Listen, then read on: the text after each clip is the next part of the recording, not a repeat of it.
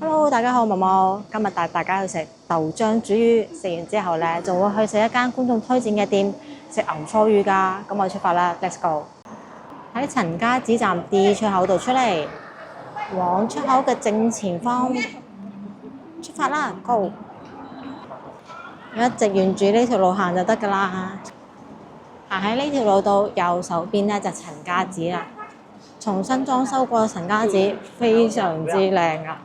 廣場冇的大，不過咧就要收門票㗎。有冇人想睇陳家子？有興趣嘅話，留言話我知。唔係喎，我差一個觀眾嘅陳家子啊，對唔住啊，我會盡快拍相㗎啦。先睇住個外框先啦。今日去食個豆漿魚先，太熱啦實在。咁就唔使行上天橋嘅。不過天橋對面咧就楊濤廣場啦，亦即係清平飯店而家嘅所在地。天橋前面包得密密實實呢座咧，就係辦證中心啦。佢都裝修咗好耐下咯，不過唔影響辦證嘅。因為有辦證中心，所以沿途咧有唔少都係影相鋪。我哋係沿住中山七路一直行嘅。亦都可能因為有辦證中心啦，所以呢邊係有食肆嘅。而對面咧就得各種大企業啊。行到第一個轉彎位呢度啊，右手邊咧就係荔灣路啦。平時咧就平平淡淡，但一到春節時期咧就非常熱鬧。因為荔灣區嘅花市咧而家係每年都喺呢度擺嘅。過馬路。裝緊修嘅呢間係荔灣中心醫院，而喺醫院嘅隔離咧就而家嘅荔灣區青少年宮。無論邊一代人，一到寒暑假都肯定會去少年宮嘅，唔係畫畫就係寫字。有時仲可以玩模型船，玩下四驅車添。有冇人玩過四驅車？唔係遙控車喎。而家少年宮好 in 啊，電子插面出入嘅喎。我哋要食嘅豆漿煮魚喺呢棟樓嘅3樓，喺華潤萬家嘅呢個門口搭電梯上3樓。今日要食嘅係老麻醬，咁佢裝修超級無敵精緻嘅喎，有小橋流水。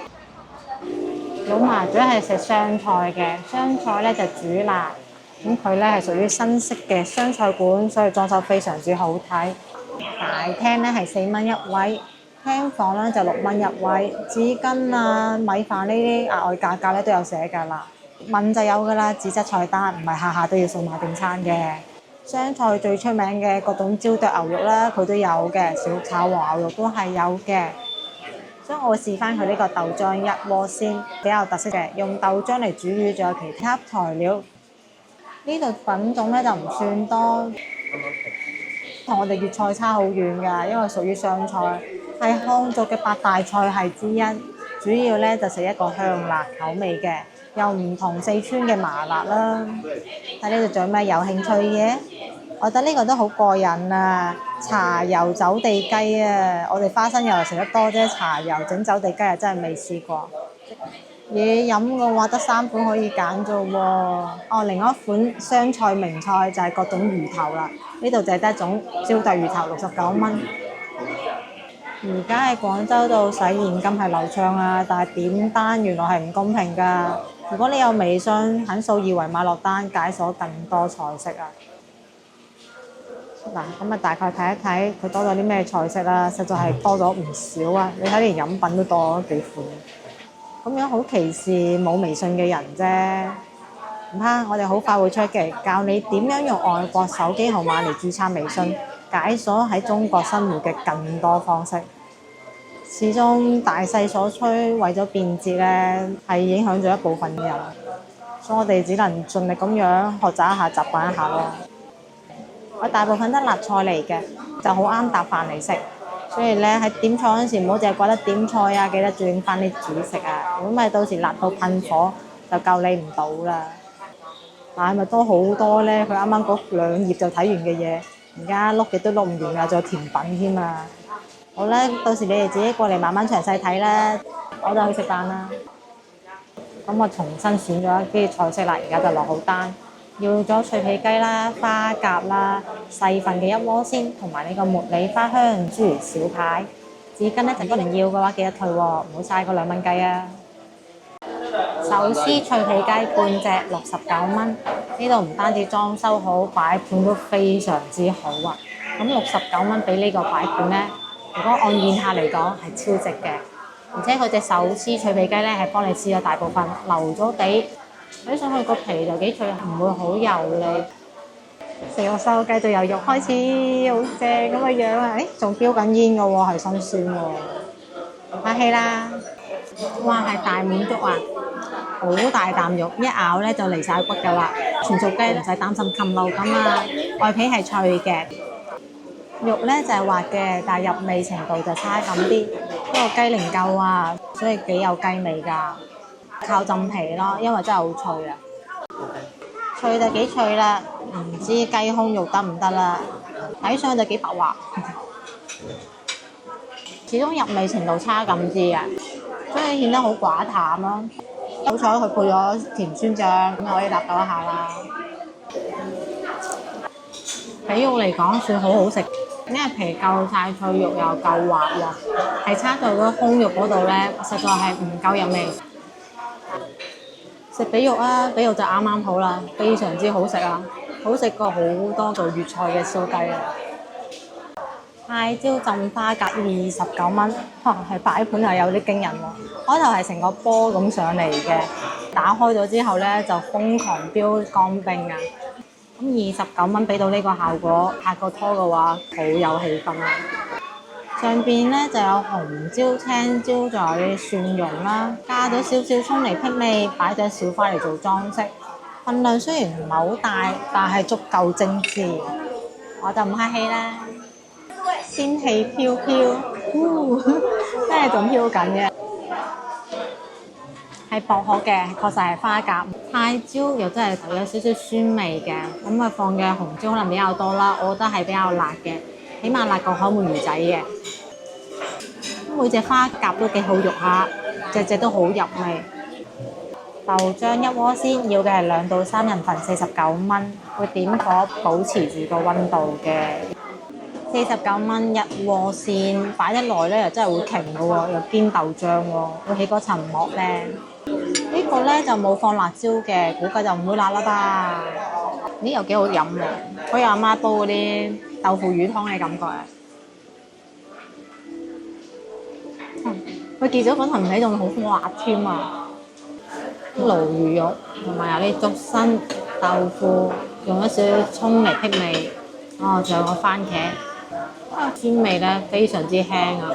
食起身都唔覺得有開胃嘅感覺嘅，真係似一個魚湯咯。呢份咧就好粵菜 feel 咯，一啲都唔覺得似湘菜，因為真係一啲都唔辣。豆腐絲滑，鮮味嘅話可能入晒碗湯度啦，湯係精華。魚肉嚟講就差咗少少啦。哎呀，鱸魚入邊有骨喎，食嗰陣時要小心啲啊！咁做得比較好嘅都係啊豆腐同埋豆漿底啦。豆腐好有豆味啊，豆漿底又夠絲滑，仲擺咗幾粒魚丸。咁呢個2到3人份咧，大概可以畢到4到5碗啦。入邊擺咗好多薑粒嚟辟味㗎，唔中意薑嘅話咧就注意一下啦。想飲佢唔到都幾難㗎。茉莉花香豬小排55蚊。呢個茉莉花香咧，唔單止係聞到有，睇到都有。邊係咪好中意雀仔主題㗎啦？上面灑咗啲好似辣椒咁嘅，試一試呢啲係咩醬？我覺得好特別啊，唔似我平時見到嘅辣椒醬。仲有花生嘅喎，又幾香。我對佢有少少期待。俾嘅部位咧，又真係唔肥喎，真係排嘅喎，中間有條骨嘅。肉睇上去係唔會有嗰種肥膏嘅感覺，外面炸到卜卜脆，夠就食飯啦。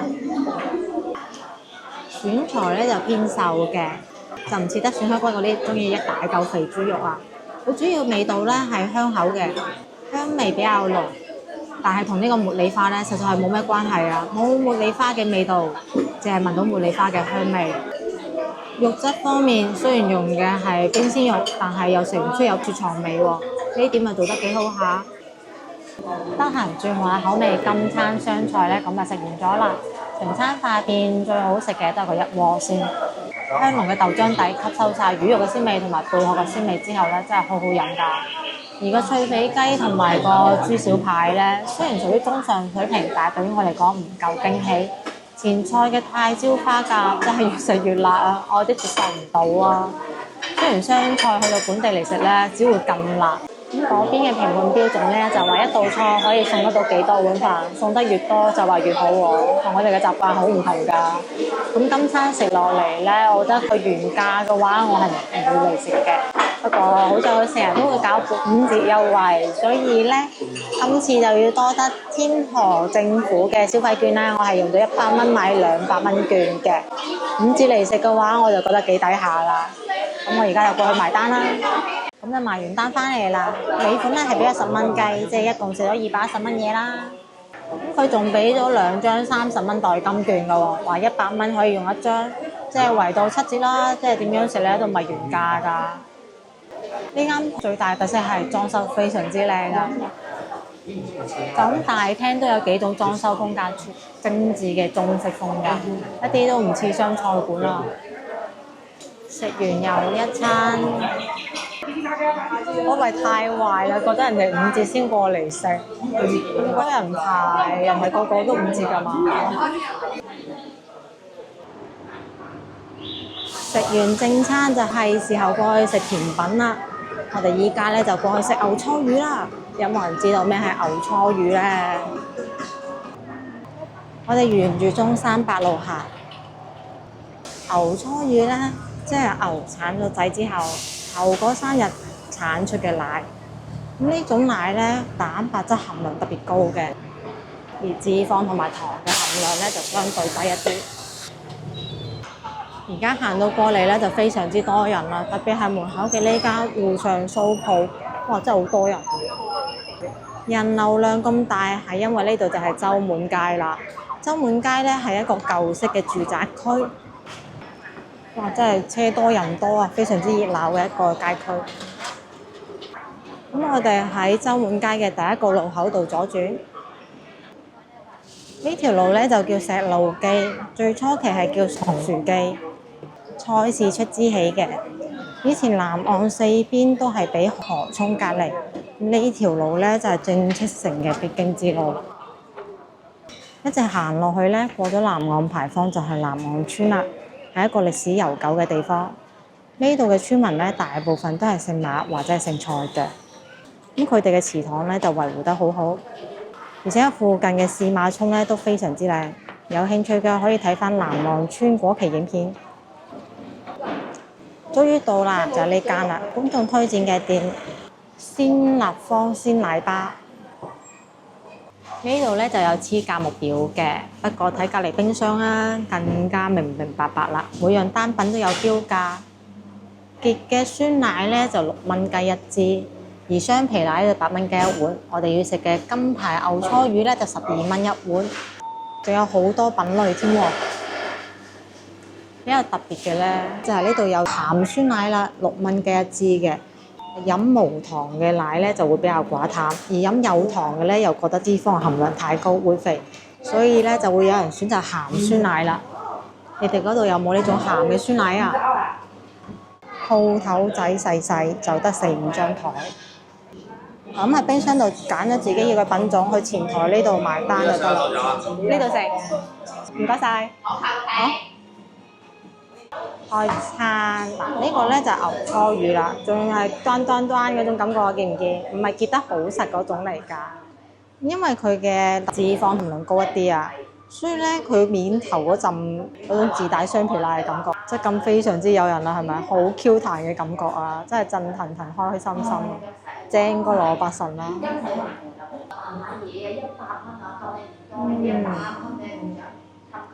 哇！好絲滑，好順滑，即係純純嘅牛耳味。